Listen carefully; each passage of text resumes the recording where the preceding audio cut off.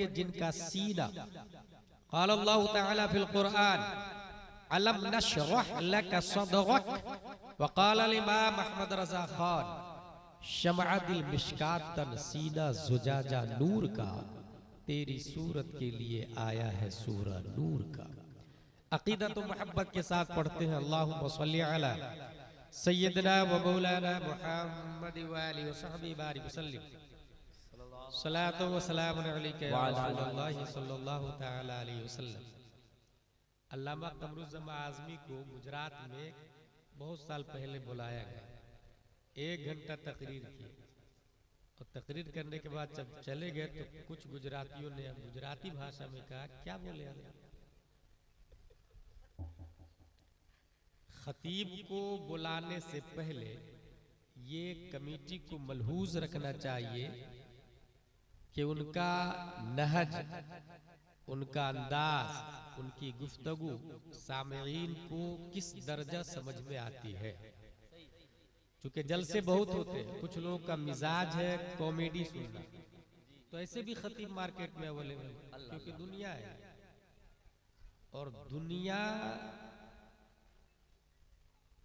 मज़रउल आखिरा कह लीजिए, ये आलम असबाब है। हर तरह के लोग यहाँ मौजूद हैं। कुछ लोग का मिजाज होता है वो डराने वाली तकरीर कीजिए, कुछ लोग का मिजाज है कि रुलाने वाली तकरीर कीजिए। तो ऐसे भी खतीब मार्केट में अवेलेबल है, चाहे वो पढ़ा लिखा हो या जाहिल हो, उससे कोई सरोकार नहीं होता बुलाने वाले में, सामीन की च्वाइस पे बुलाते हैं। मैं यहाँ ये बताने जा रहा हूँ अपनी गुफ्तगू शुरू करने से पहले कि जलसे रोजाना होते हैं और जलसे का मकसद है इस्लाहे मुआशरा, दीन सीखना, उस पर अमल करना, उसको समझना। और ये उसी वक्त होगा जब आप सीखने की नीयत से बैठेंगे। अगर सीखने की नीयत हो, ये इनको समझाएं, इनको, ये कमेटी वाले समझते हैं ना कि जलसा कराना मेरी जिम्मेदारी, सुनना मेरी जिम्मेदारी नहीं है।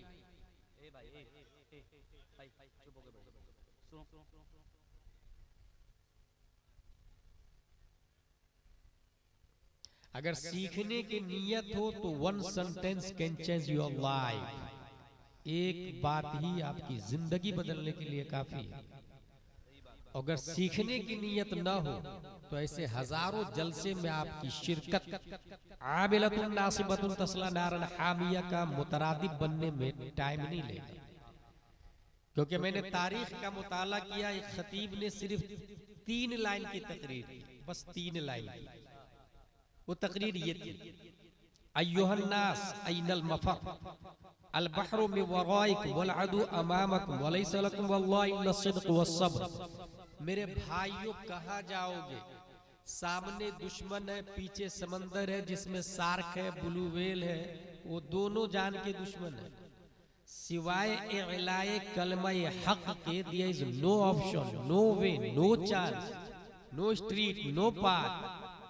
इस तकरीर को सुनने के बाद सुनने वाले 5000 क्या मजमा, उन्होंने तकरीर सुनी, कश्ती में आग लगाई और उसके बाद जो फाइट किया है उस तकरीर के असर से इतना मुतासिर हुए कि 800 साल तक कुफ्र शिर्क की छाती पर मोहम्मदी झंडा लहराते रहे।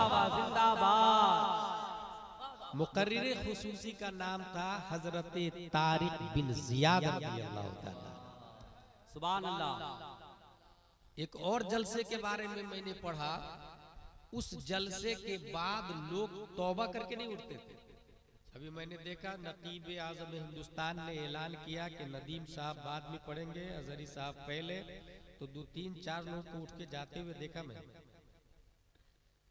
ये एक जाना हराम है या कुफ्र है या शिर्क है, ये एक अलग चैप्टर है, लेकिन उसके जाने से पहले उसकी सोच आए और वो सोच बदलेगी तो हालात बदलेंगे। सीखने की नीयत चीजें दिगर है। नात शरीफ सुनना सवाब का काम है, इसमें कोई शक नहीं, ठीक है, लेकिन जरूरियात दीन सीखना हर शख्स पर फर्ज है। एक जलसा ऐसा हुआ होता था, बल्कि कई जलसे हुए जिसमें लोग गुनाहों से तौबा करके नहीं उठते थे, बल्कि खशियते इलाही से रूह जिस्म से निकल जाती थी और लोगों की जलसे के इख्तिताम पर लाशें उठाई जाती थी और नमाज़े जनाजा पढ़ी जाती थी। जानते हो जलसा कौन सा जलसा था? जलसा गौसिया था और मुकर्रिर खुसूसी शेख अब्दुल कादिर जिलानी हुआ करते। जिंदाबाद। अपने इंडिया का एक जलसा मैं जानता हूँ, 5, 6, 7 मई 1972 में ये जलसा हुआ था। उस जलसे में अपने करीब के हजरत हुजूर मुजाहिद मिल्लत भी थे। सुभान अल्लाह। मारहरा शरीफ के हुजूर सैयदुल उलमा हुजूर अहसनुल उलमा भी थे। गया जिले के अल्लामा सिराजुल हुदा गयाबी भी थे। बेकलुत साही भी थे। हुजूर अल्लामा मुश्ताक अहमद निजामी भी थे। रीढ़ की हड्डी की हैसियत से हुजूर हाफिज मिल्लत थे। उनके दाया हाथ की हैसियत से अल्लामा अरशदुल कादरी थे। उस जलसे के बाद कौम को जो फायदा हुआ, उस फायदे को आज भी दुनिया अलजामियतुल अशरफिया मुबारकपुर के नाम से, नारे तकबीर, नारे रिसालत, फैज़ाने हाफिज़े मिल्लत। और जितनी बातें मैं बोला, मैं दावे के साथ कहता हूँ 25% लोग नहीं समझे। मैं दावे के साथ कह रहा हूँ, क्योंकि मिजाज ही नहीं ना सीखने का, लाइफ स्टूडेंट वाला होना चाहिए। ये मैं तकरीर नहीं कर रहा हूं, मैं क्लास में बैठा हूं एज अ मुबल्लिग। कुरान और हदीस की जो बातें हम तक पहुंची है, फुक़हा की किताबें जो हम तक पहुंची है, वो मैं आप तक पहुंचा रहा हूं जिम्मेदारी और हवाले के साथ। इसका नाम जलसा है, इसी का नाम तकरीर। इस तमहीद के बाद मेरी गुफ्तगू की हेडिंग है वली और मॉडर्न साइंस। ये मेरी तकरीर की मेन लाइन है, वली और मॉडर्न साइंस।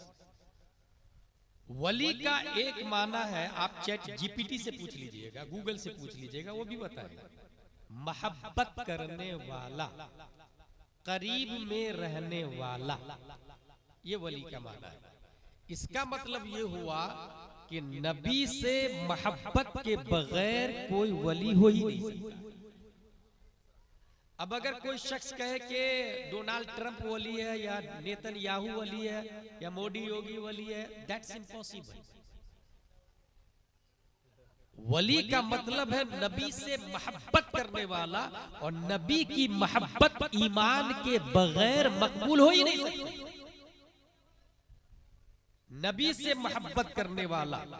अच्छा, मोहब्बत किसको कहते हैं? हुजूर सल्लल्लाहु तआला अलैहि वसल्लम के 3 हुकूक हैं, रिस्पेक्टिंग, लविंग, फॉलोइंग। ताज़ीम करना, प्यार करना और इत्तेबा करना, और इन तीनों का नाम मोहब्बत मुस्तफा। ताज़ीम करना, ताज़ीम किस तरह करेंगे? ये मैं इसलिए बोल रहा हूं कि आई लव यू बहुत चला था, I love Muhammad, I love Muhammad. खूब डीपी लगाया उड़ीसा वालों ने, बंगाल वालों ने, इंडिया वालों ने खूब बैनर बनाए। दैट्स ट्रू लव और रॉन्ग और राइट। हमें इस पैराग्राफ में समझना होगा कि क्या फ्लेक्स बैनर और डीपी पे लगाना that is enough for our life, for our activities, for our duties. हुजूर सल्लल्लाहु तआला अलैहि वसल्लम से मोहब्बत करना, रिस्पेक्टिंग ताज़ीम होनी चाहिए, लविंग प्यार होना चाहिए, फॉलोइंग इत्तिबा होना चाहिए। ताज़ीम कितनी होगी उसकी एक मिसाल देता हूं। आपने नियत की, नवैतु अन उसल्ली लिल्लाहि तआला रकअतै सलातिल फज्र फर्दुल्लाहि तआला यक्तदैतु बिहादल इमाम मुतवज्जिहन इला जिहतिल काबति शरीफा, अल्लाहु अकबर। इस तकबीर को तकबीर तहरीमा कहते हैं। क्यों कहते हैं भाई तकबीर तहरीमा? क्योंकि ये तकबीर हराम कर देती है खाने को, पीने को, चलने को, घूमने फिरने को, गैरे अफ़आले नमाज को इस तकबीर ने हराम कर दिया। अच्छा, अब वो हलाल कब होगा? उसके लिए तकबीर तहलीला चाहिए, ऐसी तकबीर जो हलाल कर दे।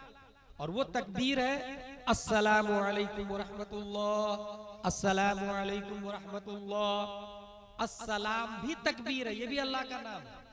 अपने लोग कहते हैं ना अस्सलामु अलैकुम, तो ये अस्सलाम अल्लाह का नाम है। अपने लोग नहीं पढ़ते अल्लाहुम्मा अंतस सलाम व मिनकस सलाम, तो अल्लाह सलाम है। अल्लाहु अकबर कहा हराम, खाना पीना उठना बहना सोना जागना गैर अफ़आले नमाज हराम। अस्सलामु अलैकुम ने जो ही अस्सलाम कहा, अब वो सब हलाल हो गया। नियत जो बांधी आपने और बाप बुलाया, जाना हराम। माँ बोलाए, जाना हराम। दादा बोलाए, जाना हराम। ओरिजिनल पीर साहब बोलाए, तब भी जाना हराम। डुप्लीकेट पीर साहब बोलाए तो डबल जाना हराम। और ओरिजिनल का मतलब यह है कि सुन्नी हो, आलिम हो, फासिक मोलिन ना हो, खिलाफत मुत्तसिल बिल मुस्तफा हो। हिंदुस्तान में 50% से ज्यादा पीर गैर आलिम है, यानी डुप्लीकेट पीर। 50% की बात कर रहा हूं। पीर होने के लिए 4 शर्तें हैं। सबे सनाबिल शरीफ में देख ले या फतवा रज़विया शरीफ में देख ले। सुन्नी होना, क्योंकि पीर खुद ही सुन्नी नहीं है, तो सुन्नी जो नहीं है वो जन्नत में नहीं जाएगा। तो जब पीर जन्नत में नहीं जाएगा तो मुरीद भी जन्नत में नहीं जाएगा। कॉमन सेंस है ना भाई। ट्रेन का इंजन अगर थाना भवन की तरफ जा रहा है तो डब्बा बरेली थोड़ी पहुंचेगा, वो भी थाना भवन ही जाएगा। आलिम होना, ये आस्तीन है, इस पर कबूतर ने बीट कर दिया। धोके नमाज पढ़ूं या बगैर धोए नमाज पढ़ूं, ये नूरुल ईज़ा का मसला है। ये शरब काया और हिदाया का मसला। जो आलिम नहीं है वो आस्तीन नहीं पाक कर सकता, तो दिल को क्या खाक पाक करेगा वो? इसलिए क्या शर्त है? आलिम होना, फासिक मौलिन ना होना, 10 अंगूठियां ना पहनता हो, बाल बड़े बड़े ना रखता हो, औरतों को तन्हाई में बैठा के घंटों ताबीज नहीं लिखता हो। शराइते पीर में से अगर ऐसा करता हो फासिक है, फिर वो पीर नहीं हो सकता। हासिल ये कि नियत बांधी आपने, पीर बोलाए जाना हराम, नेता बोलाए हराम, कोई भी बोलाए, अध्यक्ष, सेक्रेटरी, सदर, खजांची, कोई भी बोलाए, इमाम साहब, आलिम साहब, मुफ्ती साहब, हराम।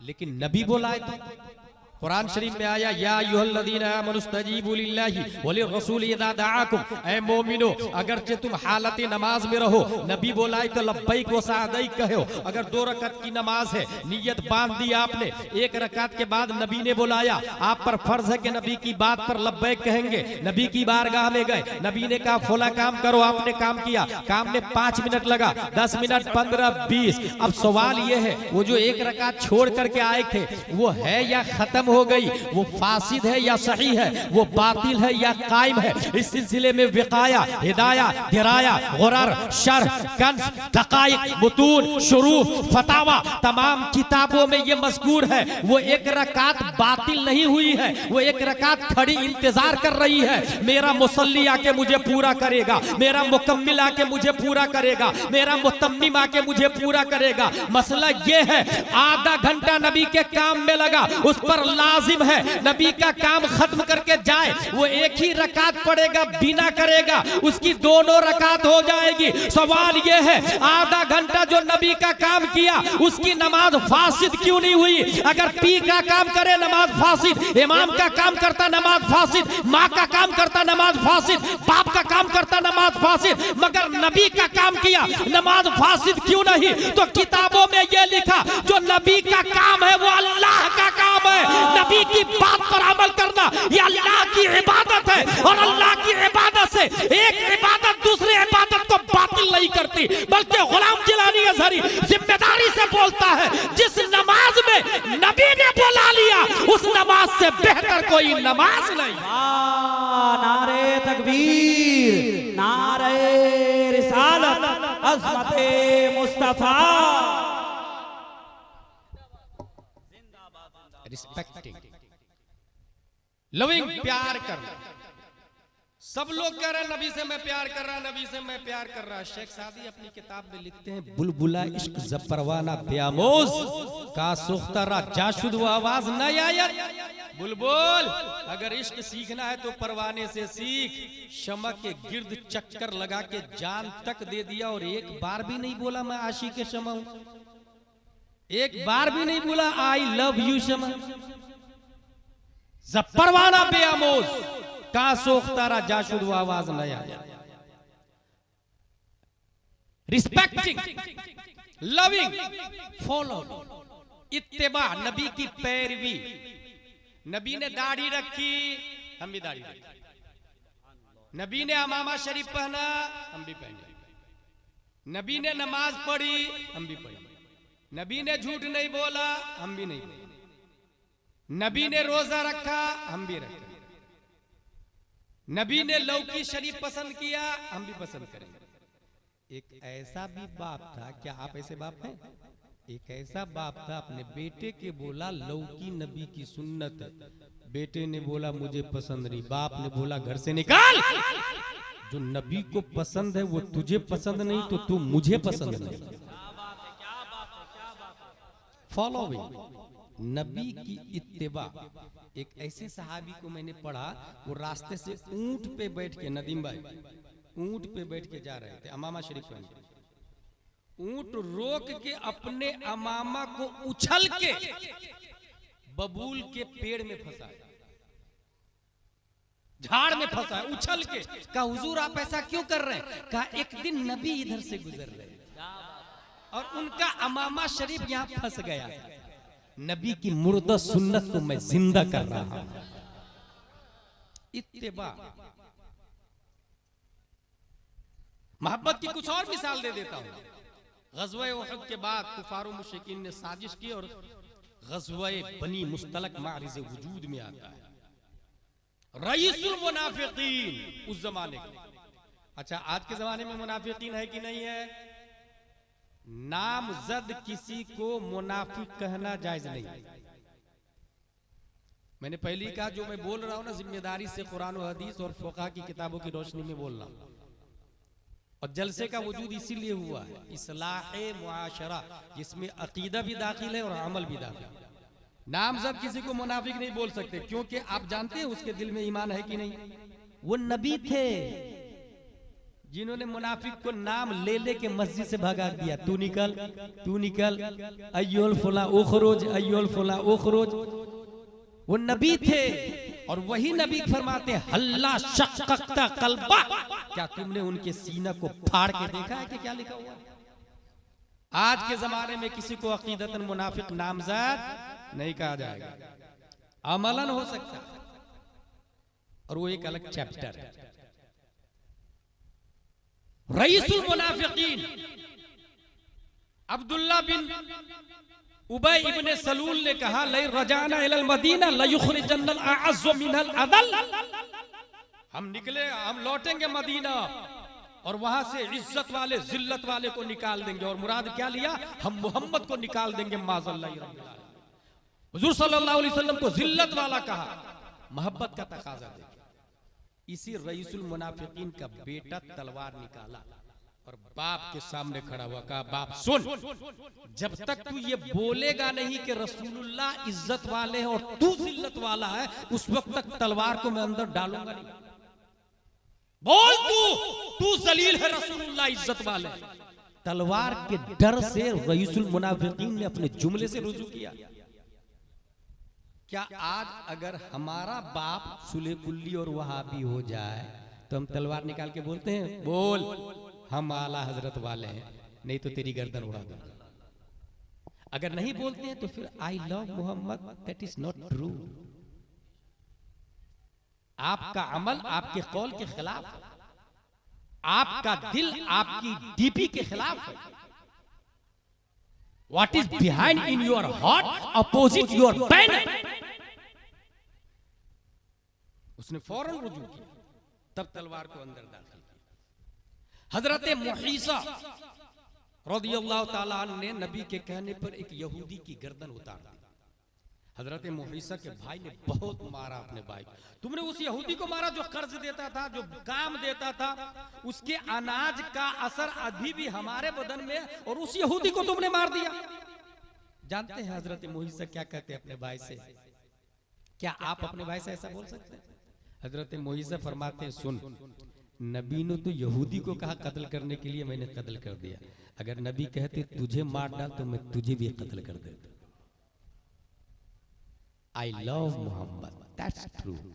हमारा भाई अगर बदमजहब हो जाए, गौसे आजम का गुस्ताख हो जाए, नबियों को गाली देने लग जाए, तो क्या हम ये कर सकते हैं? अगर नहीं तो दैट्स नॉट ट्रू। जंगे बद्र है, हजरत अबू उबैदा ने अपने बाप को कत्ल कर दिया। मोहब्बत मुस्तफा देखिए, हजरत मुसाब बिन उमैर ने अपने भाई को कत्ल कर दिया। भाई के हाथ में रस्सी बंधी हुई थी।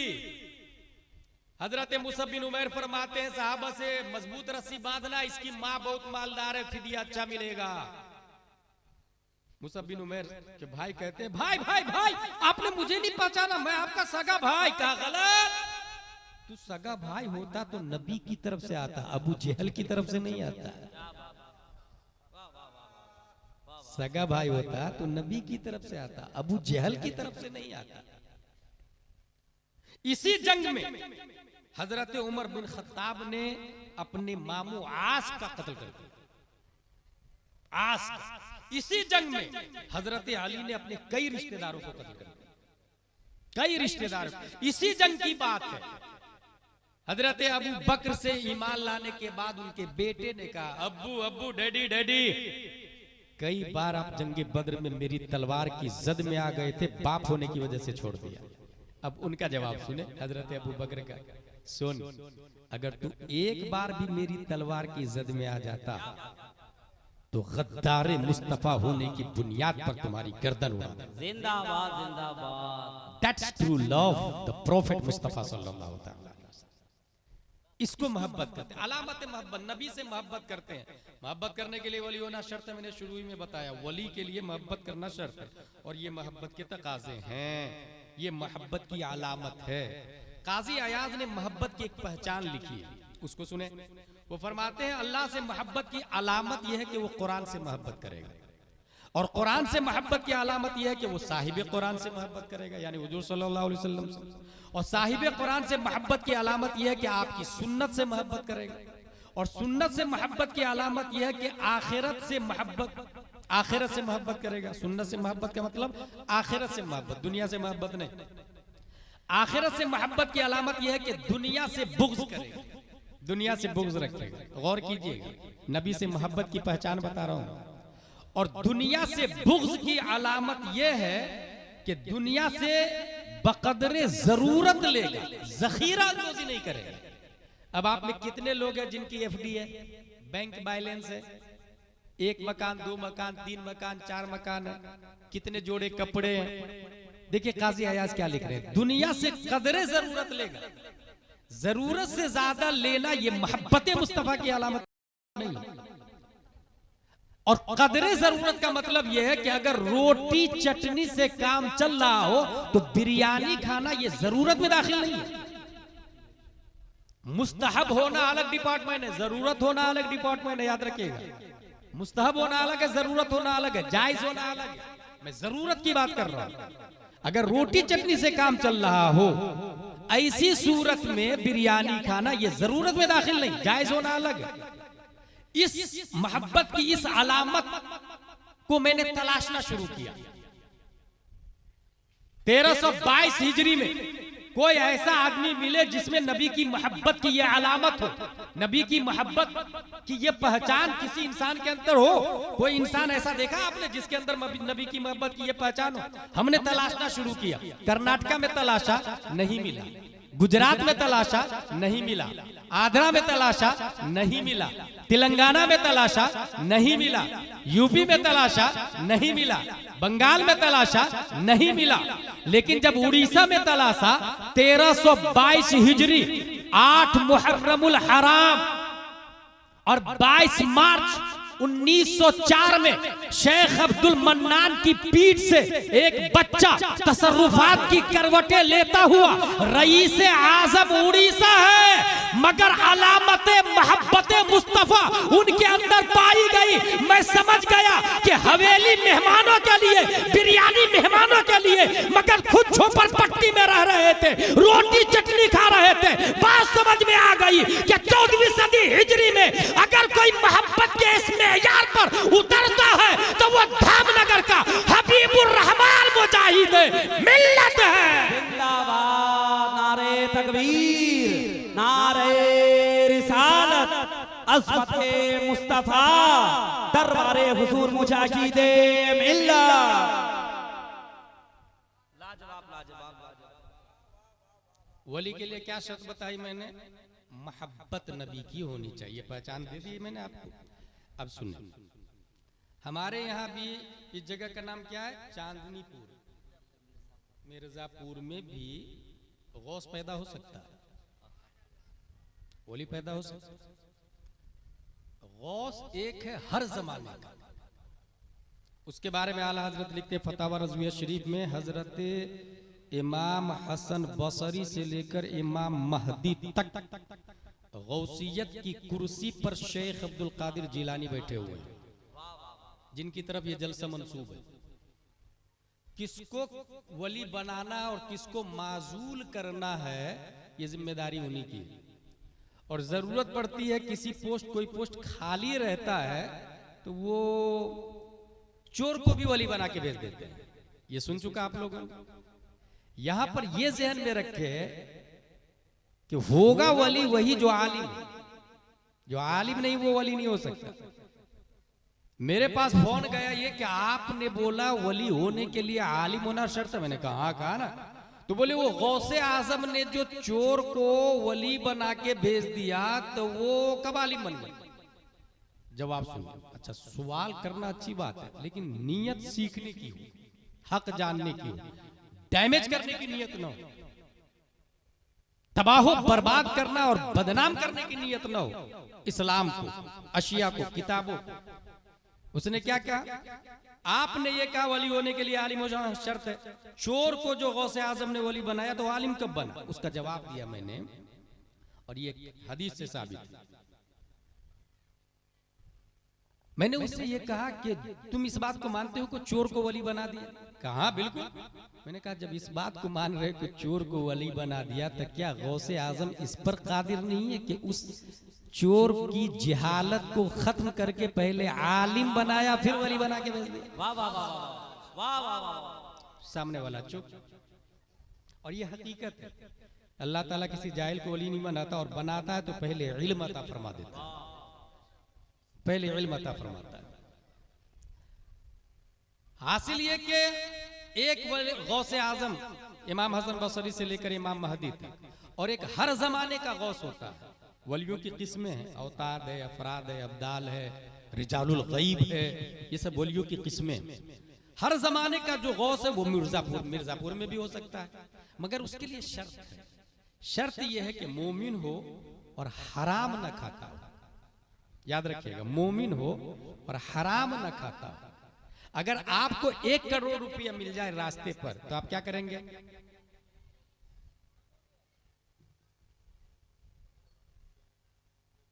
गौर से देखा, he has gone, और चला गया। ये हराम है या हलाल? ये हराम है। उस पर लाजिम है कि ऐलान करे 1 करोड़ किसका है, ये 1 करोड़ किसका है। कोई भी ना बोले तो इंतजार करेगा। कब तक इंतजार करेगा? जब तक वो आ नहीं जाता। और अगर उम्मीद खत्म हो गई आने की तो उसकी तरफ से सदका करेगा। अभी भी खाएगा नहीं, उसकी तरफ से सदका करेगा। सोचे आप कितने लोग हैं जो हजारों लाखों खा के बैठे हुए हैं। कितने लोग हैं जो मकान बनाते समय 2-3 इंच जमीन दबा के बना लेते हैं, जो निपट लूंगा मैं, दबा के इधर बना। खेत में मेड़ डालते हैं तो थोड़ा सा खसका के डाल देते हैं, देख लूंगा मैं क्या कर लेता है वो। समझ रहे हैं? ऐसे घर में वली नहीं हो सकती। हराम ग़िज़ा पेट में है, वली नहीं। मैंने बहुत पहले एक बात कही थी, जो नबी का गुस्ताख होता है उसके नुत्फे में खता है, और जो वली का गुस्ताख होता है उसके लुकमा में खता है।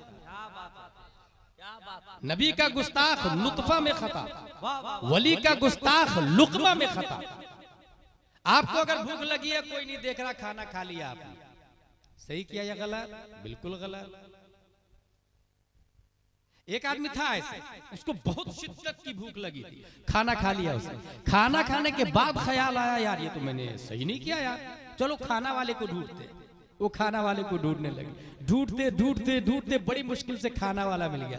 भाई भाई भाई, मैंने आपका खाना खा लिया, माफ कर दीजिए ना, मुझे आपकी इजाजत के बगैर खा लिया।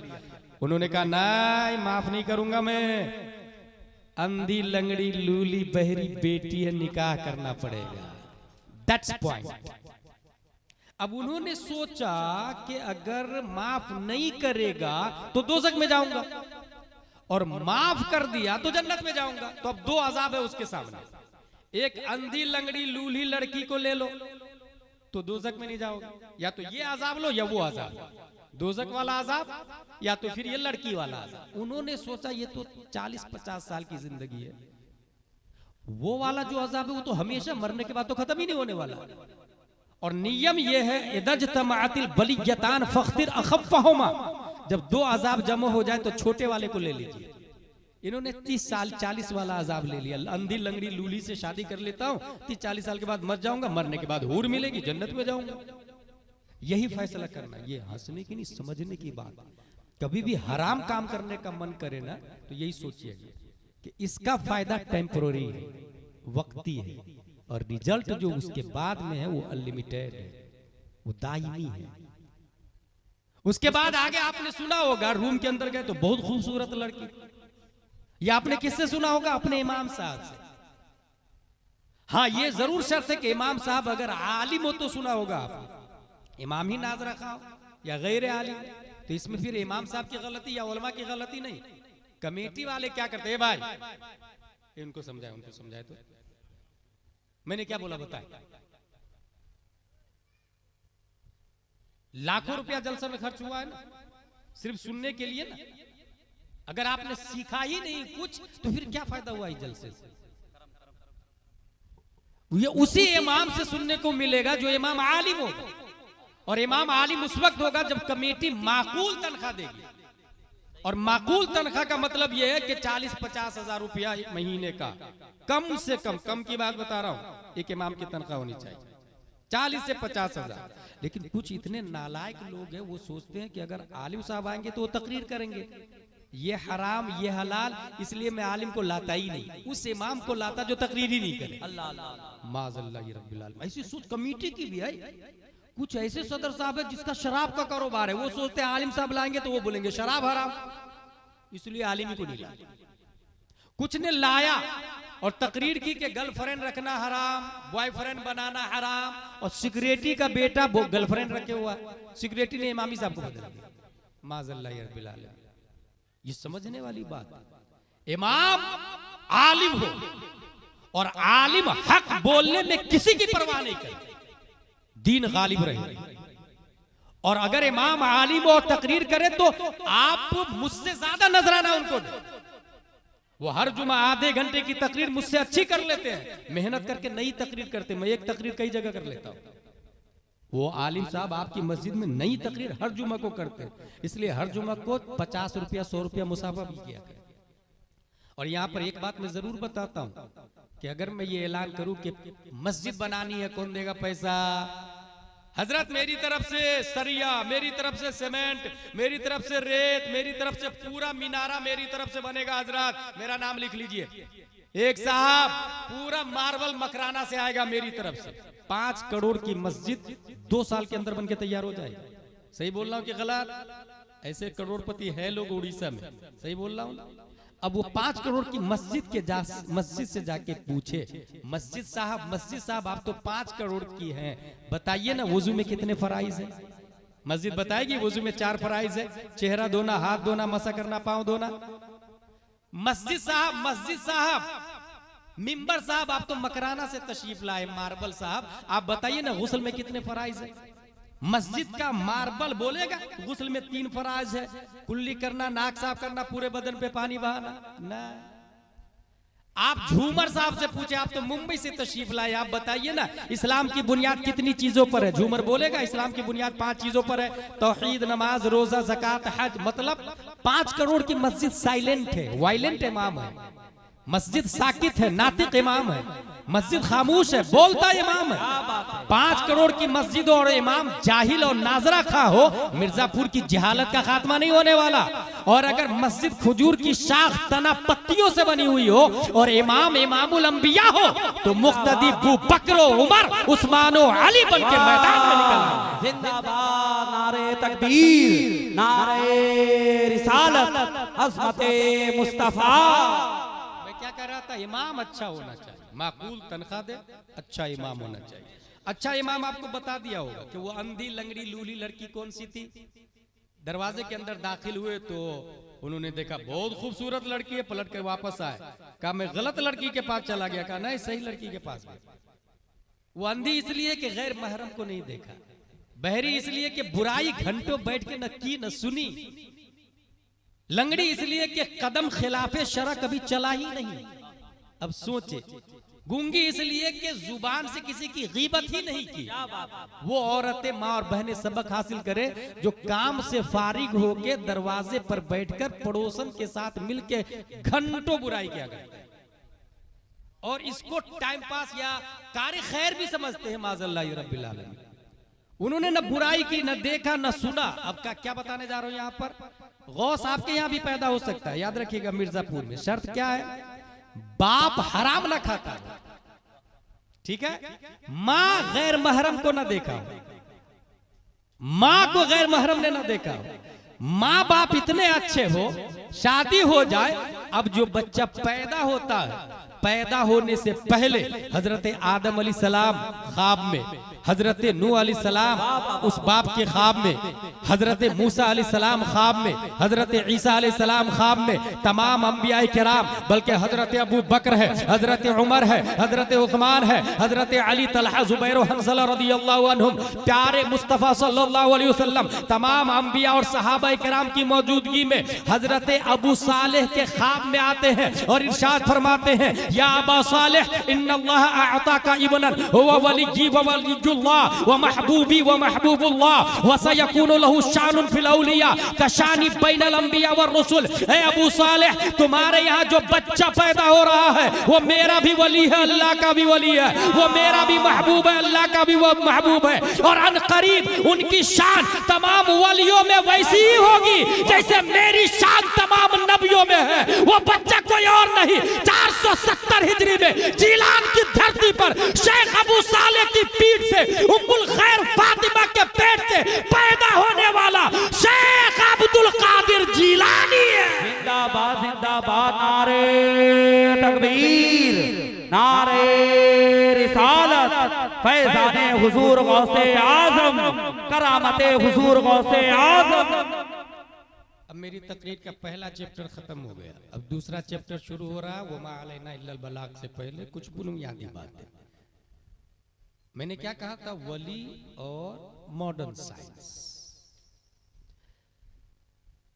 3 लाइनें बहुत मशहूर है दुनिया में, क ख ग ग अंग च छ ज ज या ट ठ ड ड न प फ ब भ म य र ल व इला आखिर। ABCD EFG HIJ K L M N O P Q R S T U V W X Y Z।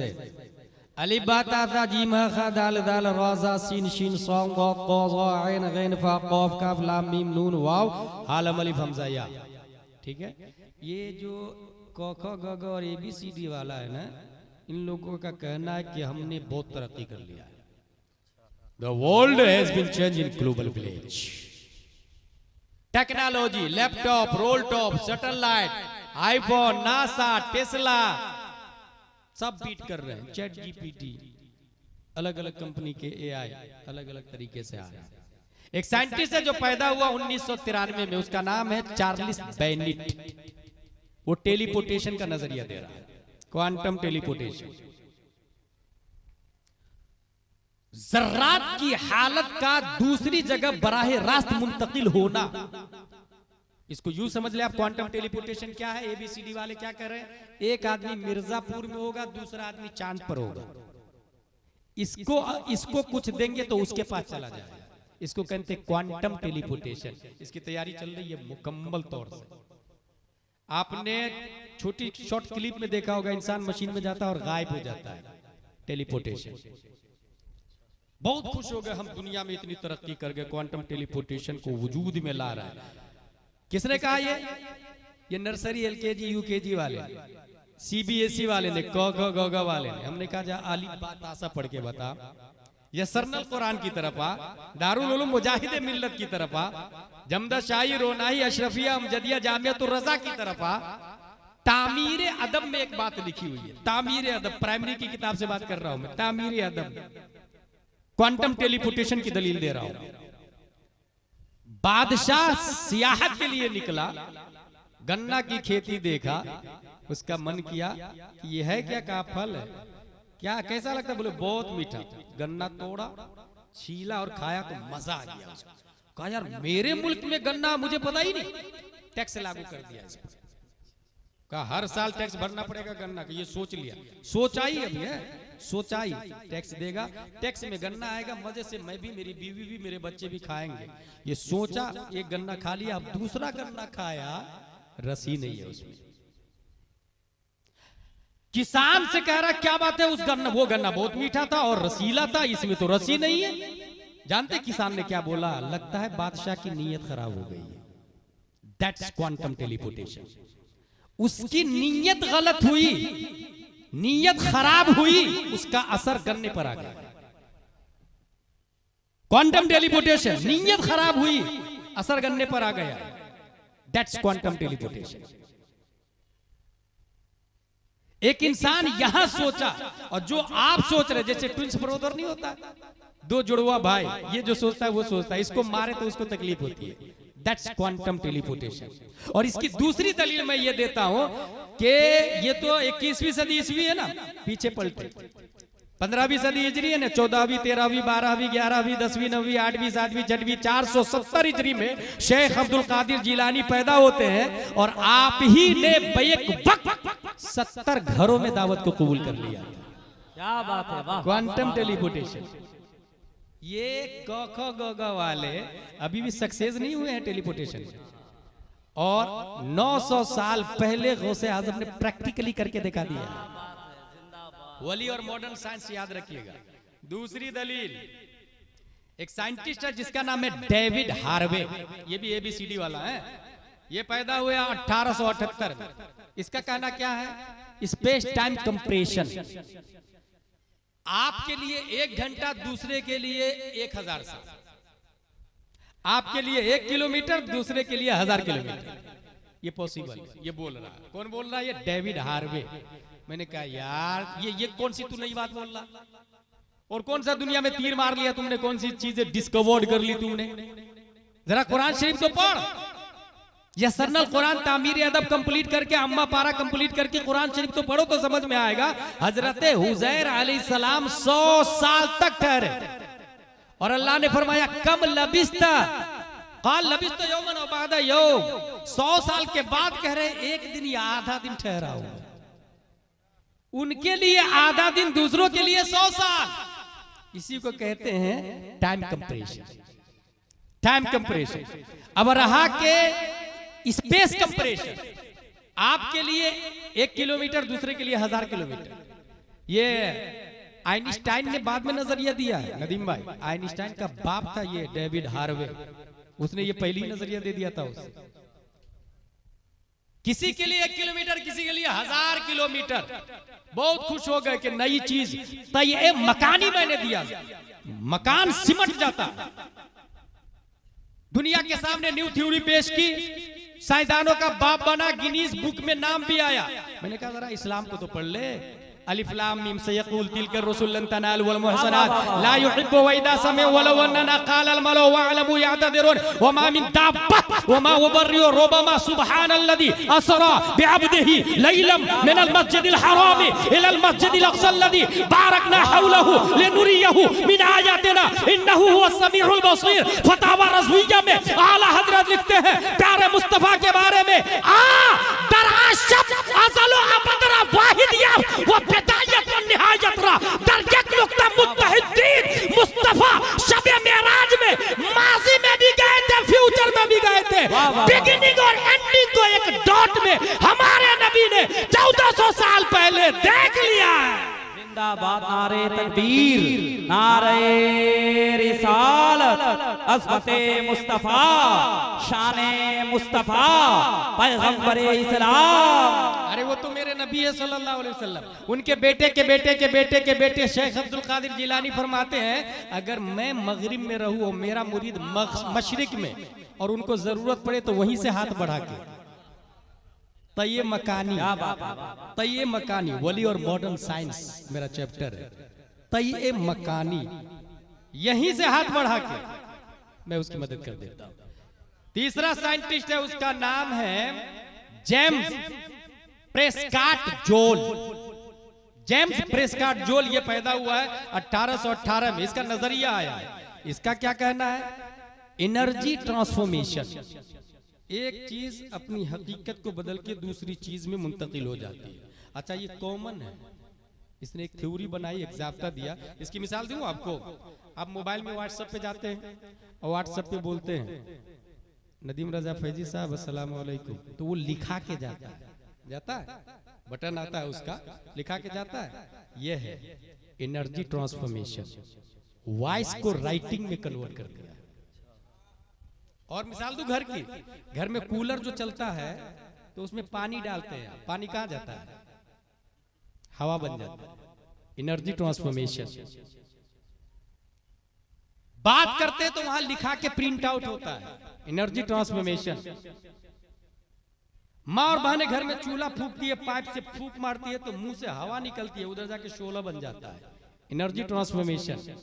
हमने कहा भाई ये जो ABCD पढ़ के तो सुपर पावर बन गया और कह रहा कि मैंने नई चीज डिस्कवरी की। ये कोई नई चीज नहीं है। अगर तो इस्लाम को पढ़ता तो कुरान शरीफ में आया फअल्क़ाहा फ़इज़ा हिय हय्यतुन तसआ क़ाल खुज़हा वला तख़फ़ सनुईदुहा सीरतहल ऊला। मूसा अलैहिस्सलाम से अल्लाह ताला ने फरमाया मूसा अपनी लाठी को जमीन पर रख। लाठी को जमीन पर रखा तो सीधा लाठी लाठी नहीं रही अज़दहा बन गया। लाठी लाठी नहीं रही अज़दा बन गया। मूसा अलैहिस्सलाम से अल्लाह ताला ने फरमाया खुज़हा वला तख़फ़ सनुईदुहा सीरतहल ऊला। Energy transformation. पकड़ दोबारा उसको लाठी बना दूंगा। पकड़ा दोबारा लाठी। हमारे नबी के बारे में नहीं सुना जंगे बद्र में हजरत अक्काशा की तलवार टूट गई। या रसूल अल्लाह मेरे पास तलवार नहीं है खजूर की लकड़ी दे दिया उनको। वही खजूर की लकड़ी तलवार से ज्यादा काम कर रही है। जिंदाबाद जिंदाबाद। Energy transformation. बल्कि बाबा फरीद के बारे में यह है कि एक आदमी ला इलाहा इल्लल्लाह का वजीफा कर रहा था। सिर्फ ला मोमिन नहीं था। ला इलाहा इल्लल्लाह ला इलाहा इल्लल्लाह ला इलाहा इल्लल्लाह। बाबा फरीद पहुंचे चूंकि अल्लाह वाले तबलीग करते हैं। एनर्जी ट्रांसफॉर्मेशन की दलील दे रहा हूं। बाबा फरीद ने कहा तुम कहां तक पहुंचे? कहा अपने वजूद को मैं पानी में कन्वर्ट कर लेता हूं। ला इलाहा इल्लल्लाह एनर्जी ट्रांसफॉर्मेशन। अपने वजूद को पानी में बदल लेता हूं। कहा बदल के बता। बाबा फरीद ने कहा बदल के बता। एक गड्ढा था वो काफिर उस गड्ढे में गया और कहा ला इलाहा इल्लल्लाह। पूरा पंडित पानी में कन्वर्ट हो गया। बाबा फरीद ने चादर का एक कोना भिगोया और उसको रख लिया। उसने कुछ देर के बाद दोबारा कहा ला इलाहा इल्लल्लाह। दोबारा बन गया पंडित। बाबा फरीद से उसने कहा कि आप क्या करते? कहा मैं सिर्फ ला इलाहा इल्लल्लाह नहीं पढ़ता, मैं ला इलाहा इल्लल्लाह मुहम्मदुर रसूलुल्लाह का वजीफा करता हूं और वो मोहम्मद रसूलुल्लाह पढ़ता नहीं। का फर्क क्या है? आप पूरा पढ़ते हैं, मैं सिर्फ इतना पढ़ता हूं। आप क्या कर सकते? कहा मैं भी कर सकता हूं ना। करके बताए बाबा फरीद के गड्ढे में, और उसको एक कोना दूसरा वाला दिया, कहा जब मैं पानी बनूंगा ना तो ये कोने को उसमें डुबा ले, दूसरा कोना।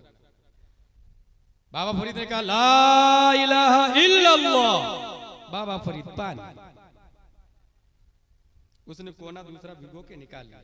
बाबा फरीद ने दोबारा मुहम्मदुर रसूलुल्लाह, बाबा फरीद बन गए। एनर्जी ट्रांसफॉर्मेशन की दलील दे रहा हूं। अब उसने कहा कि फर्क क्या है, तुम सिर्फ ला इलाहा इल्लल्लाह पढ़ते हो, मैं मुहम्मदुर रसूलुल्लाह, फर्क जानना चाह रहे हो? तो ये तेरा वाला पानी है और ये मेरा वाला पानी है। उस पानी से बदबू आ रही थी और मुहम्मदुर रसूलुल्लाह वाला पानी से खुशबू आ रही थी। जिंदाबाद। मैं यहाँ सिर्फ ये बताने जा रहा हूं कि एनर्जी ट्रांसफॉर्मेशन ये कोई नई थ्योरी नहीं है, इन इस्लाम हैज बीन डन।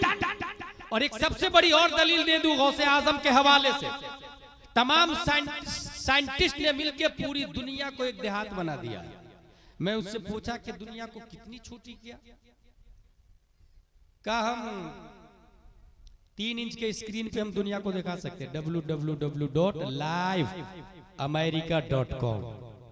आप मोबाइल पे देखेंगे अमेरिका को, जूम करेंगे तो लॉस एंजल्स में पहुंच जाएंगे, न्यूयॉर्क में पहुंच जाएंगे, व्हाइट हाउस में पहुंच जाएंगे। ये हो रहा है ना, ये है 3 इंच का, इससे छोटी कर सकता क्या दुनिया को? कहा 2 इंच के स्क्रीन पर भी दुनिया को दिखा सकता हूं। इससे छोटी कहा 1 इंच के स्क्रीन पे भी दुनिया को दिखा सकता हूं। इससे छोटी कहा 1 इंच से छोटी तो कर तो सकता हूं, मगर दिखेगी नहीं, तस्वीर साफ नहीं आएगी, इमेज फट जाएगी। बात समझ में आ गई? ये क ख ग घ और ABCD वाले की कैपेसिटी कहां तक है? 1 इंच तक। अब जरा अलिफ बा ता सा की तरफ आए। 15वीं सदी हिजरी है ना, 470 हिजरी में शेख अब्दुल कादिर पैदा होते और इरशाद फरमाते हैं नजर तो इला बिलादिल्लाहि जमअन कखरदलतिन अला हुक्म इत्तिसाली। मैंने अल्लाह के तमाम मुल्कों का जायजा लिया, लीबिया को देखा, तुनिस को देखा, जजाइर को देखा, मगरिब को देखा, मुरितानिया को देखा, जिबूती को देखा, सुमाल को देखा, जुजुल कमर को देखा, नाइजीरिया को देखा, बहरैन को देखा, इमारात को देखा, दुबई को देखा। अल्लाह के जितने मुल्क हैं तमाम मुल्कों को राई के दाने में देख लिया। पता ये चला 21वीं सदी ईस्वी में तमाम साइंटिस्ट मिलके 1 इंच से कम में दुनिया को ना देखा सके। मैं आवाज देता हूं, न्यूटन आजा, डार्विन आजा, जरकाली आजा, केपलर आजा, सोक्रात आजा, बोक्रात आजा, कैम्ब्रिज आजा, ऑक्सफोर्ड आजा, कॉन्वेंट आजा, Saint Pius, Saint Joseph, Little Flower, डकाटेरा, प्रोफेसर, डॉक्टर सब आजा। तुम सब मिलके 1 इंच से कम में दुनिया को ना देखा सके। 800 साल पहले मेरे गौस ने पूरी दुनिया को राय का दाना। क्या बात है, जिंदाबाद जिंदाबाद, नारे तकबीर, नारे रिसालत, अज़मते गौसे आज़म। पूरी दुनिया को। अच्छा, हो सकता कोई स्टूडेंट आपसे ये कहे कि साइंटिस्ट दिखा रहे हैं, गौसे आज़म ने दिखाया नहीं, देखा। इसका जवाब ख्वाजा गरीब नवाज से उस्मान हारूनी अली रहमान ने कहा 1000 मर्तबा सूरह इखलास पढ़, उन्होंने पढ़ा। आयतल कुर्सी पढ़, उन्होंने पढ़ा। उस्मान हारूनी फरमाते नीचे देख, ख्वाजा गरीब नवाज नीचे देख, क्या दिख रहा? का हुजूर तहतुस सरा दिख रहा। का ऊपर देख, ऊपर देख, क्या दिख रहा? का हुजूर अर्श आजम दिख रहा। का उंगलियों में देख, उंगलियों में देखा, क्या दिख रहा? का हुजूर 18,000 दुनिया दिख रही है। न्यूटन आइंस्टाइन 1 इंच में इस दुनिया को दिखाएगा जो मटेरियलिस्टिक है। उस्मान हारूनी ने उंगली में 18,000 दुनिया को दिखाया, 18,000 दुनिया। इसलिए वली से कभी पंगा नहीं लेना चाहिए। बुखारी शरीफ की हदीस है, और ये हदीस, ये किताब देवबंद में भी चलती है, सहारनपुर में भी, नदवा में भी, भोपाल में भी, दिल्ली में भी, चिल्ली में भी और चिल्ला में भी। इसमें क्या लिखा हुआ है वली के बारे में? मन आद अली वलियन फक़द आज़नतुहु बिल हर्ब वमा तक़र्रब इलैया अब्दी बिशैइन अहब्ब इलैया मिम्मा अफ़्तरतु अलैहि वमा यज़ालु अब्दी यतक़र्रबु इलैया बिन नवाफ़िल हत्ता अहबब्तुहु फकुन्तु समअहु अल्लज़ी यस्मअु बिही व बसरहु अल्लज़ी युबसिरु बिही इला आखिर। इसमें यह लिखा हुआ है कि जिसने, अल्लाह ताला फरमाता हदीस कुदसी, जिसने मेरे वली से अदावत की उसके खिलाफ ऐलान जंग। अल्लाह की तरफ से ऐलान जंग, अल्लाह की तरफ से। यहां एक बात बताऊं, क्यों नमाज छोड़ने वाला फासिक, इनकार करने वाला काफिर, ऐलान जंग नहीं, ऐलान जंग नहीं। रोजा छोड़ने वाला फासिक, इनकार करने वाला काफिर, ऐलान जंग नहीं है। मगर वली से प्यार कर, वली से अदावत करने वाला सीधा रब की तरफ से ऐलान जंग। क्यों? क्योंकि कॉन्स्टिट्यूशन ऑफ इस्लाम, जिस तरह भारत का संविधान है, हर मुल्क का संविधान होता है, संविधान के खिलाफ ये बगावत मुल्क है, फिर तमाम तरफ फौज मिलके आपको तबाह बर्बाद कर देगी।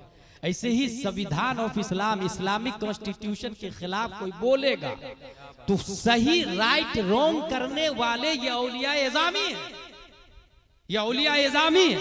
अगर वली नहीं होंगे, आलिम नहीं होगा, तो आपको बताएगा कौन कि ये हदीस है या कुरान है। मैं एक जुमला पढ़ता हूं आपके सामने, कुल्लो फाइलिन मरफूउन, कुल्लो मंसूबिन, कुल्लो मफऊलिन मंसूबुन व कुल्लो मुजाफ इलैहि मजरूरुन। कुरान शरीफ में आया या हदीस शरीफ में आया? 99% आदमी नहीं बता पाएगा, मालूम नहीं मुझे। 99% की बात कर रहा हूं, क्योंकि भाई ये अरबी इबारत है, कम से कम तो हाफिज साहब होना चाहिए इसको समझने के लिए। हाफिज साहब कहेंगे हाँ ये कुरान में कहीं नहीं आया है, ये नहीं बता पाएंगे हाफिज साहब कौन सी हदीस में आया है, और ये हदीस है या नहीं इसको समझने के लिए 9 साल आलिम का कोर्स करना पड़ेगा, 9 साल आलिम का कोर्स। तो इसलिए वली से अदावत अगर किया तो इस्लाम का स्ट्रक्चर ही बिगड़ जाएगा।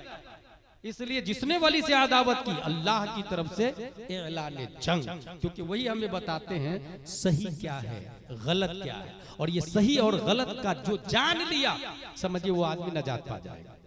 मुझे एक बात याद आ रही है, मैं आखिरी पॉइंट बता रहा हूं। हुजूर सल्लल्लाहु अलैहि वसल्लम को ताइफ में लोगों ने मारा था, ये सुना आपने? पत्थरों से मारा था लोगों ने। अभी जो लोग उम्रा पे जाते, हज पे जाते हैं, वो ताइफ वो जगह दिखाई जाती है। अच्छा पता अबू जहल का जहां घर था वहां टॉयलेट बना हुआ है, ये पता आप लोग? जो लोग हज करने गए उनको पता। हासिल ये कि नबी को जिन लोगों ने पत्थर मारा, तो हुजूर सल्लल्लाहु अलैहि वसल्लम क्या कह रहे थे पता है? अल्लाहुम्मा हदि कौमी फइन्नहुम ला यअलमून। इबारत देखे, ए अल्लाह इन्हें हिदायत दे, ये मुझे नहीं जानते। इसका मतलब मेरे बारे में इन्हें इल्म दे, नबी के बारे में इल्म दे, क्योंकि जो नबी को जान लिया वो अबू बकर बन गया, वो उमर बन गया, वो तलहा जुबैर और हंसला बन गया, और जो जितनी जल्दी जाना उतना ही बड़ा सहाबी बन गया। गौर कीजिएगा, जो जितनी जल्दी जाना उतना ही बड़ा सहाबी बन गया। ये पॉइंट इसलिए बोल रहा हूं कि अभी इख्तिलाफ है। एक आदमी बोल रहा हजरत अली सबसे बड़े, दूसरा आदमी बोल रहा नहीं अबू बकर सबसे बड़े। ये जो बोल रहा हजरत अली सबसे बड़े, इसको राफजी और मौलाई कहा जाता है, और खूब लड़ रहे हैं खूब। एक इतना मरदूद शायर है, वो बोलता है कि खिलाफत में चौथे नंबर पर है ना, तो कुरान भी तो चौथे दर्जे की किताब है, तौरात इंजील जबूर के बाद आई है, लेकिन सबसे बड़ा सबसे अहम किताब है ना कुरान, ऐसी चौथे दर्जे खिलाफत में है, लेकिन है सबसे अहम। कौन बोल रहा है? ये मौलाई बोल रहा है। ऐसे शायर को मत बुलाइए, नकीब भी ऐसा चल रहा है, ऐसे नकीब को मत बुलाइए। नदीम भाई हंसने वाली नहीं, समझने वाली बात है। कब ईमान चला जाएगा पता ही नहीं चलेगा। इसलिए नकीब, शायर, खतीब को बुलाने से पहले अपने मोहल्ले के बासलाहियत इमाम और आलिम से राब्ता कीजिएगा, वही बताएंगे कि किसको बुलाना किसको नहीं बुलाना। अगर आपको लग रहा है इमामी सूलह कुल्ली है, तो अपने जो स्टेट के बड़े इदारे मरकजी लोग हैं, जैसे हमारे यहाँ दारुल उलूम मुजाहिदे मिल्लत है, वहां से पता करेंगे अगर शक हो तो कि हम इसको बुलाएं या नहीं बुलाएं। अब देखें क्या कह रहे हैं मौलाई लोग, हजरत अली दा पहला नंबर, हजरत अली सबसे बड़े। अच्छा, तमाम तर लोगों का इत्तेफाक है कि सबसे बड़े हजरत अबू बकर सिद्दीक है, लेकिन मैं आपको लॉजिकली दलील देता हूं बड़े कैसे हैं और बड़ा क्यों होता है। एक आदमी ये बोल रहा है कि सबसे बड़े बहादुर हजरत अली है और सबसे बड़े आलिम भी हजरत अली है, तो जो सबसे बड़े आलिम और सबसे बड़े बहादुर हो वही सबसे बड़े सहाबी है। और खैबर के किले को बू बकरो उमर ने उखाड़ा नहीं था, हजरत अली ने उखाड़ा था, इसका मतलब सबसे बड़े बहादुर। नबी ने फरमाया अना मदीनतुल इल्म व अलीयुन बाबुहा, मैं इल्म का शहर अली उसके दरवाजे हैं, इसका मतलब सबसे बड़े अल्लामा। तो सबसे बड़े सहाबी भी यही हुए। कौन बोल रहे हैं ये? मौलाई राफजी लोग ये बोल रहे हैं। अब आइए मैं आपको सही दलील देता हूं किताबों से, अहले सुन्नत व जमात की किताबों से। हजरत अली से पूछा गया, हजरत आप बताइए ना, सबसे बड़े बहादुर कौन है तमाम सहाबा में, और सबसे बड़े अल्लामा कौन है? हजरत अली से पूछा गया। दुनिया के तमाम मौलाई और राफजियों से कहूंगा, अगर हजरत अली से प्यार हकीकत में है तो हजरत अली की बात पे अमल करना शुरू कर दे। आज से अमल करना शुरू कर दे। हजरत अली जवाब देते हैं, हुवा आलमुना व अशजाउना। ऐसा सुन, तमाम सहाबा में सबसे बड़े बहादुर भी अबू बकर है और सबसे बड़े अल्लामा भी अबू बकर है। सबसे बड़े बहादुर भी और सबसे बड़े अल्लामा भी। हजरत अली से कहा कि सबसे बड़े बहादुर वो कैसे हो गए? खैबर के किले को तो आपने उखाड़ के फेंका था। कहा ना, जंगे बद्र में हम थे, हम 313 थे और वो लोग 950, और हर सहाबी के मुकाबिल में कोई ना कोई काफिर है, हर सहाबी के मुकाबिल में। बल्कि एक सहाबी के मुकाबिल में राउंड फिगर में ले तो 3 काफिर, ठीक है? एक सहाबी के मुकाबिल में 3 काफिर। सहाबी जाते थे जहन्नम रसीद करते थे और वापस आते थे, दूसरे सहाबी जाते थे, ये होता था। गौर कीजिए, 313, 950। हजरत अली फरमाते हैं कि हम में हर एक के मुकाबला में कोई ना कोई काफिर, लेकिन 950 काफिर का टारगेट सिर्फ मुस्तफा है। 950 कुफारो मुश्रिकीन सोच रहे कि नबी को मार दो, न रहे बांस न बजे बांसुरी माज़ल्ला। अबू जहल एंड कंपनी सोच रही है नबी को टारगेट करो, उसको खत्म कर दो, मामला खत्म हो जाएगा। मतलब ये हर सहाबी के मुकाबिल में 3 काफिर, लेकिन 950 के मुकाबले में तन्हा मुस्तफा है।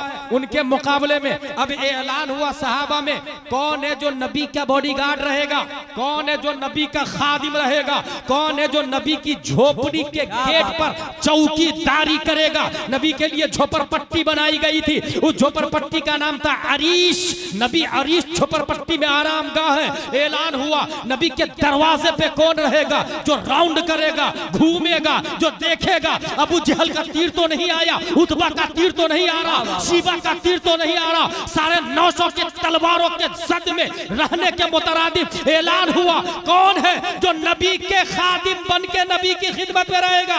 हजरत अली फरमाते, मा दाना मिन्ना अहदुन इल्ला अबू बकर, हम में कोई आगे नहीं बढ़ा सिवाय अबू बकर के। इसका मतलब 313 में सबसे बड़े बहादुर अबू कहाफा का बेटा सिद्दीक अकबर है। जिंदाबाद, नारे तकबीर, नारे रिसालत, हजरत अबू बकर सिद्दीक। मौलाइयों, राफजियों, शियों, अगर जर्रा बराबर गैरत है, जहालत से दोस्ती नहीं है, इल्म से दोस्ती है, तो आओ हजरत अली की बात मान लो, ताकि तुम्हें पता चल जाए और तुम भी मोहब्बत का हक अदा करो और मैं भी मोहब्बत का हक अदा करता हूँ। फिर हम दोनों मिलके साथ में ये कहते हैं, अहले सुन्नत का है बेड़ा पाला साहब हुजूर, नज्म है और नाम है इतरत रसूलुल्लाह। नारे तकबीर, नारे तबाही मचा के रख दिया लोगों। स्टेजों पर आ गए, मदरसों में आ गए, खानकाहों में जगह दी जा रही है। ऐसे शायर को उम्र का टिकट दिया जा रहा, माज़अल्लाह या रब्बिल आलमीन। हज का टिकट दिया जा रहा, माज़अल्लाह या रब्बिल आलमीन। कहां चला गया हमारा दीन? कहां चला गया शऊर? कहां चला गया इदराक? सबसे बड़े बहादुर कौन? हजरत अबू बकर। सबसे बड़े अल्लामा। अब इसकी एक लॉजिकली दलील दो। इस किताब, ये डायरी है मेरी, इसमें मैं लिखता हूं तकरीर, फिर आप लोग को सुनाता हूं, क्योंकि मैं कमजोर आदमी हूं। लिख करके, याद करके, मेहनत करके तकरीर करता हूं। लेकिन इसको अगर आप पढ़ना चाहें तो इसको कौन पढ़ पाएगा? इसमें इंग्लिश भी है, हिंदी भी है, फारसी भी है, अरबी भी है। जिसको चारों लैंग्वेज आती हो, जाहिर सी बात। इसमें क्या क्या लिखा हुआ है कौन जानेगा? जो इसको पढ़ेगा। बार बार यही है ना, आलिम ऑक्सफोर्ड में पढ़ने वाले को नहीं कहते, आलिम नाम है नबी को पढ़ना। और नबी को किसने कितना पढ़ा, सफर में, हजर में, हर जगह नबी के साथ में कौन रहे? सबसे ज्यादा नबी के साथ में जिंदगी गुजारने वाले हजरत अबू बकर सिद्दीक रज़ियल्लाहु ताला अन्हु की ज़ात गिरामी है। हजरत, इसलिए और नबी को पढ़ना ही इल्म है, याद रखिएगा। एक और पॉइंट बता दूं, हमारे नबी तमाम नबियों में सबसे अफजल क्यों है? क्योंकि सबसे ज्यादा रब के करीब हमारे नबी सल्लल्लाहु अलैहि वसल्लम, ठीक है। और हमारे नबी के सहाबा में सबसे बड़े वही होंगे जो हमारे नबी के सबसे ज्यादा करीब होंगे। एक दलील दे दी। अब सबसे बड़े अल्लामा हजरत अबू बकर है, उसकी दलील ले। ऐलान हुआ, साहबा किराम बैठे, नबी तकरीर कर रहे, करते करते करते नबी ने फरमाया, बुखारी शरीफ की हदीस है, इन्नल्लाह खय्यरा अब्दन बैन दुनिया व बैन मा इंदल्लाह फख्तारा ज़ालिकल अब्द मा इंदल्लाह फबका अबू बकर। नबी तकरीर कर रहे कि लोगों, अल्लाह ने एक बंदे को दो ऑप्शन दिया, दुनिया व आखिरत। उस बंदे ने आखिरत को कबूल कर लिया। ये तकरीर नबी कर रहे थे, सहाबा तकरीर सुन रहे हैं। सुनते सुनते हजरत अबू बकर सिद्दीक रोने लगे, बहुत रोए, बहुत रोए, बहुत रोए। दूसरे साहबी ने कहा, हुजूर आप क्यों रो रहे हैं? नबी ने तो आम बंदे के बारे में बात की है, तो आप क्यों रो रहे हैं? हजरत अबू बकर फरमाते हैं, आम बंदे के बारे में नहीं बात की, खुद नबी ने अपने बारे में बात की है। और अनकरीब नबी का इंतकाल होने वाला। नबी के जुमले से ये समझना कि नबी का इंतकाल होने वाला है, कितना बड़ा मुफ्ती चाहिए, कितना बड़ा मुजतहिद चाहिए, कितना बड़ा अल्लामा होना चाहिए। एक और मिसाल दे दूं, फतावा रज़विया के कुछ इबारत को दीमक खा गया था। हाफिज अल्लामा अब्दुर रऊफ बलियावी दीमक खाए हुई इबारत को अपनी तरफ से लिखते थे, इस यकीन के साथ कि आला हजरत ने इस जुमला के बाद यही जुमला लिखा होगा। कितना इल्म चाहिए आला हजरत की इबारत को समझना, और इस इबारत के बाद यही इबारत होगी, अपनी तरफ से लिखना, कितना इल्म चाहिए इसके लिए। नबी के जुमले से ये इस्तिदलाल करना कि नबी का इंतकाल होने वाला है। तमाम सहाबा में किसी के दिमाग में ये बात नहीं आई सिवाय हजरत अबू बकर के। इसका मतलब ये हुआ, हजरत अबू बकर सिद्दीक से बढ़ के कोई आलिम ही नहीं। हजरत अबू बकर सिद्दीक से बढ़ के तौहीद और रिसालत के शहदाई कोई आलिम नहीं। इसलिए दुनिया के तमाम मौलाई और हाफिज़ों से कहूंगा कि इस्लाम को समझे, हकीकत को समझे, और बगैर सोचे समझे एतराज करना, टिप्पणी करना, जैसे चैनल के जरिए बहुत तबाही मचाई है। चैनल के जरिए कोई किसी के खिलाफ भी बोल देता, अच्छा सही भी बात रहे तो टीआरपी बढ़ाने के लिए चैनल वाले कट करते, हेडिंग अपनी तरफ से डालते, हुआ रहता अंडा और कहते हैं बच्चे के 4-5 बच्चे भी हो गए, और फिर खूब मार्केट में वायर, सिर्फ टीआरपी बढ़ाने के लिए। अभी हाल ही में मैंने खुद एक अपनी क्लिप देखी और उसमें ये आया कि देखो इन्होंने अजहरी साहब ने क्या बोल दिया, क्या बोल दिया, क्या बोल दिया, जबकि वो अली अली अली के हवाले से मैंने 4 साल 5 साल पहले कहा था। उसमें लफ्ज ये था कि उस शब्बीर को बुलाया काले आदमी को, लफ्ज क्या, काले। हमारा रद्द कर रहा है एक आदमी क्लिप में, कौन है नहीं मालूम, बोले उसने कलवा बोला। देखिए काले और कलवा में फर्क है, गौर कीजिएगा। काले ये रंगो नस्ल का जिक्र तायीन के लिए ये जायज है, तौहीनो तस्गीर के लिए नहीं। मिसाल के तौर पर हजर अस्वद, काला पत्थर, गुंबद खजरा, हरा गुंबद। आला हजरत फरमाते हजर अस्वद काबे जानो दिल, यानी मोहरे नबुव्वत पे लाखों सलाम। मुसव्वदा, किताब छपने से पहले जब वो रफ पोजीशन पर किताब होती है ना, उसको मुसव्वदा कहते हैं। मुसव्वदा का मतलब ये काला किया हुआ। तो तायीनो तशखीस और मरहले बयान करने के लिए जायज है। किसी का रद्द करने से पहले ये जहन में रहे, इमालुल कलाम औला मिन इहमालिही, आकिल बालिग के कलाम को मुहमल और लग़्व करार देने से बेहतर है उसे बामाना करार देना। इसलिए मैं उन जो लोग टीआरपी बढ़ाने के लिए बड़े उलमा को टारगेट करते हैं, खुतबा को या अच्छे आदमी को टारगेट करते हैं, उन लोगों के लिए नसीहत है, हिसाब तो उन्हें भी देना पड़ेगा। उसमें मैंने ये कहा था, अली अली का जिक्र हो तो ऐसा जलसा गैर शऊरी तौर पर अहले तशय्यो को प्रमोट करता है। लफ्ज पे गौर कीजिएगा, गैर शऊरी तौर पर। ये गैर शऊरी क्या होता है भाई साहब? गैर शऊरी का मतलब है बगैर सोचे समझे, बेइरादा, लाशऊरी के तौर पर। अंग्रेजी में इसको कहते हैं अनकॉन्शियस। और गैर शऊरी तौर पर जो होता है उस पर शरीयत का हुक्म ही नहीं लगता है, शरीयत गिरफ्त नहीं करती। जैसे सोते सोते आप किसी को गाली दे, फांसी का हुक्म नहीं लगेगा आप पर। सोते सोते हज करके आ जाए, हाजी का हुक्म नहीं लगेगा आप पर। सोने में ज़कात दे दे, ज़कात अदा नहीं होगी आपकी। गैर शऊरी तौर पर, लफ्ज मेरा गौर कीजिएगा क्या था, गैर शऊरी तौर पर। मुफ्ती आजम हिंद का एक शेर है, बेखुदी में सजदे दर या तवाफ, जो किया अच्छा किया फिर तुझको किया। आला हजरत का शेर, बेखुदी में सजदे दर या तवाफ। आला हजरत ही का ना, जिम्मेदार आप ही होंगे। जो किया अच्छा किया फिर तुझको किया, नज दिया सब तज दिया फिर तुझको किया। यही सब है ना उसमें, तुझको किया। तो ये जो आला हजरत का कलाम है, इसमें जो ये लफ्ज आया है बेखुदी, तो ये है बेशऊरी, बेइरादी, गैर इख्तियारी। इस पे शरीयत का हुक्म नहीं लगता। मैंने क्या कहा है, गैर शऊरी तौर पर, इसलिए अली अली करने वाले पर शरीयत का हुक्म नहीं लगाया मैंने। गैर शऊरी तौर से ये जलसा अहले तशय्यो की तरफ जाता है। ये जुमला बहुत नफातुल्लाह और शरीयत के दायरे में समझने के लिए दरसे निजामी चाहिए। अनकॉन्शियस, जैसे मैंने कुछ मिसालें दे दी आपको। अच्छा, बेशऊरी में कुछ होता है तो शरीयत का हुक्म नहीं लगता। हजरत अली की हदीस है, अन अली रज़ियल्लाहु अन्हु क़ाल रुफ़िअल क़लम अन सलास, अनिन नाइम हत्ता यस्तयक़िज़, व अनिस सबी हत्ता यहतलिम, व अनिल मजनून हत्ता युफ़ीक़। 3 लोगों से शरीयत ने कलम को उठा लिया। नंबर 1, जो सो रहा है, शरीयत का कलम उठा हुआ है, कुछ भी करे सोने में। मैंने बताया ना नदीम भाई, ज़कात दे अदा नहीं होगी, उसे देना पड़ेगा बाहर आकर के। बच्चा जब तक बालिग ना हो जाए, और पागल जब तक होश में ना आ जाए। तो हमने कहा गैर शऊरी तौर से ये जलसा अहले तशय्यो की तरफ जाता है। उसने गिरफ्त की कि ये उलमा ने कहा, किस आलिम दीन ने कह लिया। अब मैं बता रहा हूं आपको, सुनिए ये कैसे जाता है। दुनिया में इंसान की 2 किस्में, मुस्लिम और काफिर, ठीक है। मुस्लिम की 2 किस्में, सुन्नी मुस्लिम, शिया मुस्लिम।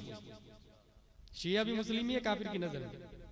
अलीगढ़ वगैरह में जाके देखिएगा, सुन्नी सेक्टर, शिया सेक्टर लिखा रहता है। अब जो सुन्नी मुस्लिम है, फिर उसमें भी अहले सुन्नत है और अहले बिदअत है, ठीक है। सिर्फ इंडिया की बात नहीं कर रहा मैं, पूरी दुनिया में शियाओं का जलसा होता है, उसमें हजरत अली की तारीफ होती है।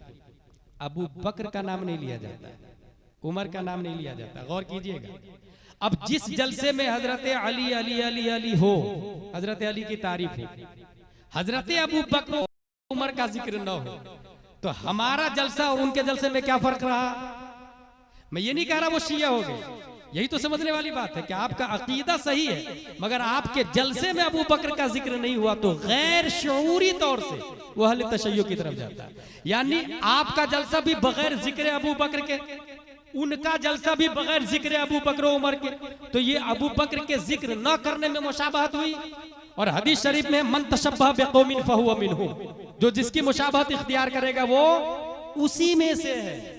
इसीलिए मैंने कहा गैर शऊरी तौर से ये जलसा अहले तशय्यो की तरफ जाता है। और ये मन तशब्बह बिकौमिन फहुव मिनहुम, ये कई किताबों में लिखा हुआ, ये सबको मालूम है, हमारे उलमा भी इस बात को अच्छी तरीके से जानते हैं। एक और मिसाल दे दूं आपको नदीम भाई, हजरत उमर तौरेत पढ़ रहे थे, नबी सल्लल्लाहु अलैहि वसल्लम चेहरा फेर लिया और जलाल में आ गए। हजरत उमर कहते या रसूल अल्लाह, ये अल्लाह की किताब है, अल्लाह की, हजरत मूसा पे नाजिल हुई। नबी जलाल में आ गए और फरमाते उमर, अगर मूसा भी होते ना तो मेरी किताब पढ़ते और मुझे नबी मानते। मूसा भी होते तो मेरी किताब पढ़ते और मुझे नबी मानते। अब यहां बताना ये चाह रहा हूं कि नबी ने जो रोका या नाराजगी का इजहार किया, क्या हजरत मूसा से नबी को प्यार नहीं था? क्या तौरेत की हकीकत से नबी वाकिफ नहीं थे?